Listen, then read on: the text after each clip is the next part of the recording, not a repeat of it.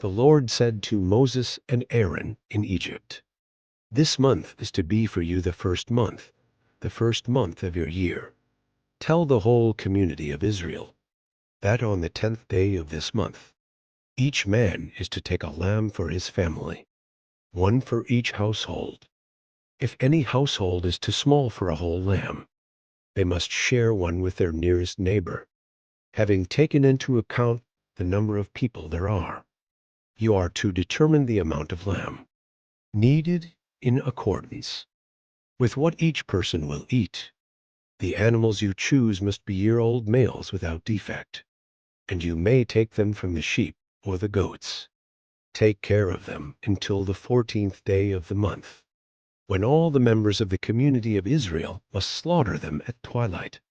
Then they are to take some of the blood and put it on the sides and tops of the door frames of the houses where they eat the lambs. That same night they are to eat the meat roasted over the fire, along with bitter herbs and bread made without yeast.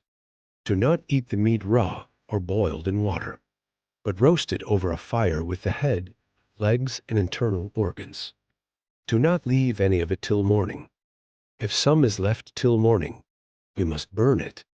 This is how you are to eat it, with your cloak tucked into your belt, your sandals on your feet, and your staff in your hand. Eat it in haste. It is the Lord's Passover. On that same night I will pass through Egypt and strike down every firstborn of both people and animals. And I will bring judgment on all the gods of Egypt. I am the Lord. The blood will be a sign for you on the houses where you are. And when I see the blood, I will pass over you. No destructive plague will touch you when I strike Egypt. This is a day you are to commemorate. For the generations to come, you shall celebrate it as a festival to the Lord, a lasting ordinance.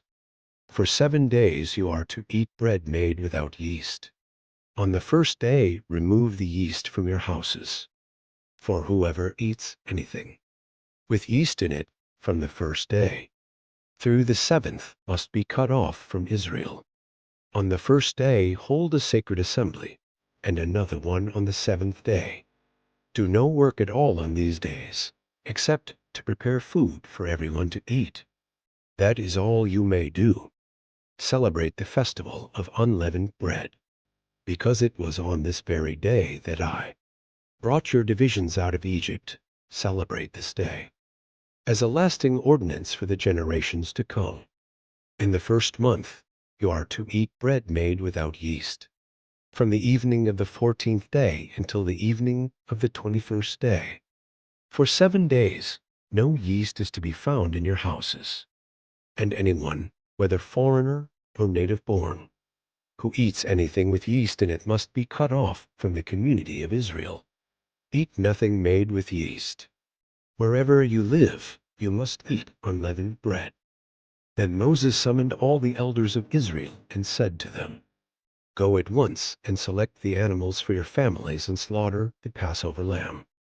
When the Lord goes through the land to strike down the Egyptians, he will see the blood on the top and sides of the doorframe, and will pass over that doorway. And he will not permit the destroyer to enter your houses and strike you down.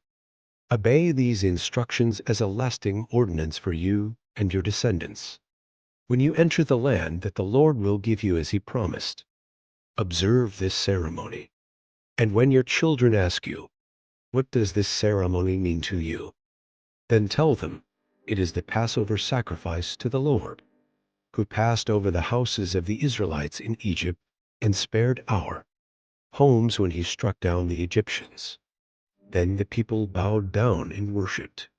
The Israelites did just what the Lord commanded Moses and Aaron. At midnight, the Lord struck down all the firstborn in Egypt, from the firstborn of Pharaoh, who sat on the throne, to the firstborn of the prisoner, who was in the dungeon, and the firstborn of all the livestock as well. Pharaoh and all his officials and all the Egyptians got up during the night, and there was loud wailing in Egypt, for there was not a house without someone dead. During the night, Pharaoh summoned Moses and Aaron and said, "Up, leave my people, you and the Israelites. Go, worship the Lord as you have requested. Take your flocks and herds, as you have said, and go, and also bless me." The Egyptians urged the people to hurry and leave the country, for otherwise, they said, "We will all die." So the people took their dough before the yeast was added, and carried it on their shoulders in kneading troughs wrapped in clothing. The Israelites did as Moses instructed and asked the Egyptians for articles of silver and gold and for clothing. The Lord had made the Egyptians favorably disposed toward the people, and they gave them what they asked for. So they plundered the Egyptians. The Israelites journeyed from Ramesses to Succoth. There were about 600,000 men on foot, besides women and children. Many other people went up with them, and also large droves of livestock, both flocks and herds. With the dough the Israelites had brought from Egypt, they baked loaves of unleavened bread. The dough was without yeast, because they had been driven out of Egypt and did not have time to prepare food for themselves. Now the length of time the Israelite people lived in Egypt was 430 years. At the end of the 430 years, to the very day, all the Lord's divisions left Egypt, because the Lord kept vigil that night to bring them out of Egypt. On this night, all the Israelites are to keep vigil to honor the Lord for the generations to come. The Lord said to Moses and Aaron, "These are the regulations for the Passover meal. No foreigner may eat it. Any slave you have bought may eat it after you have circumcised him, but a temporary resident or a hired worker may not eat it. It must be eaten inside the house. Take none of the meat outside the house.